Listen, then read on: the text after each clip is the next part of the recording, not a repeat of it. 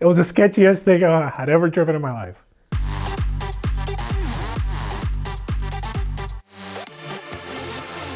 They did a Gumball 3000 that it was from Miami to Ibiza.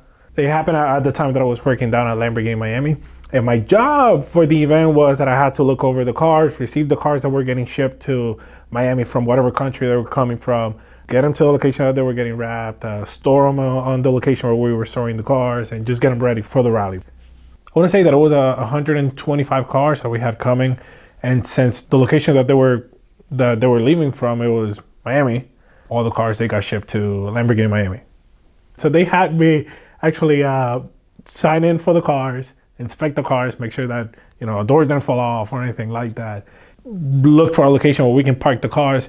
It was a Lexus dealership where they have like a partnership kind of thing where they can use their garage to also store cars. It was like multi-story garage. So that's where we kept all the cars for Gumball. From there, I will have to take the cars to a location where they were getting wrapped, and pick them up from there, then take them to the other location. It was just a whole deal. But I remember that there was the Batmobile, the Tumbler that came in with a couple cars, came in with like an acid green Weissman. It was wrapped in acid green, but it was white, red interior. The one it came with a V10 BMW Taurus V10 engine in it. Stupid crazy. I've only seen it on YouTube, stuff like that. Never thought I would see one in person. Saw a Shelby Cobra coupe. Didn't know if it was an original one or a kit car. And here's why I at least consider the fact that it might be real, was because at the same time we also got a matte gray McLaren P1. I believe that it was chassis number 26. I go to the owner of the McLaren P1, shake his hand, start joking around with the guy, trying to make him feel welcome. I take him to see the car because the car was getting wrapped at that moment. And it turns out when I come back to the store, because we were picking up another car, I start looking through his paperwork just so I can, put it down with, this car belongs to this person. I see in front of his name is HRH, so-and-so and so. I'm like, His Royal Highness. I'm like, oh my God, they're going to chop my hand off. And it was awesome. At that point, I'm like, oh my God, was it a real Shelby? I was more excited about the Shelby than I was about the P1. The Tumbler. The Tumbler didn't make it to the actual rally itself because it broke down in Miami. They took it out on the highway. It broke down. Here's the thing. When I took the car from the Lamborghini Miami location to where it was getting wrapped, it was the sketchiest thing I had ever driven in my life. Sketchiest thing ever. No AC, extremely loud. It didn't matter how much you yelled, you were not going to hear anything.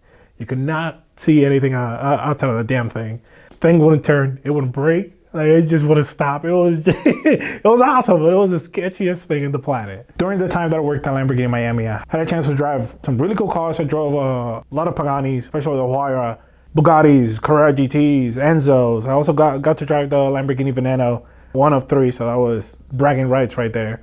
But I think the coolest thing that I got to drive was the Batmobile, the Tumbler. It was so cool. I think it had an LS something. But oh my God, I actually had people, when I took the car to get wrapped, I had people pull up in front of me on the street, get out of the car, take a picture, a video of the whole entire car, run to their car, get in, and then go. And it's like, you're just going to stop at the middle of the street. So, but it was awesome. I mean, a fantastic experience. That's when you see the people that own those cars and the reason why they own those cars. They are toys and they treat them as such. There was a supercharged Audi R8. It was black with like a Tron wrap on it. The GTR, I have no idea what that thing had, but that thing was just a monster. I mean, everything that you could imagine. Generally styled Challenger SRT8. I mean, it was just insane. A right-hand drive F12. Matte black and copper wrapped F12 that I think came from Dubai or something. We had cars coming from Russia, Dubai, Belgium. So actually seeing people from outside of the US and seeing what the ownership of an exotic car means to them, it puts it into perspective of, it's more of a family. kind of thing. It's not of a look at me, yeah, I make a lot of money. I mean, they were just blessed with being able to afford those cars, and you can tell that it's a family, and they enjoy every single drop that they can get out of those cars, and I love it. So that's actually one of the things that I will remember the most and be the most thankful, I guess, of being around the car industry.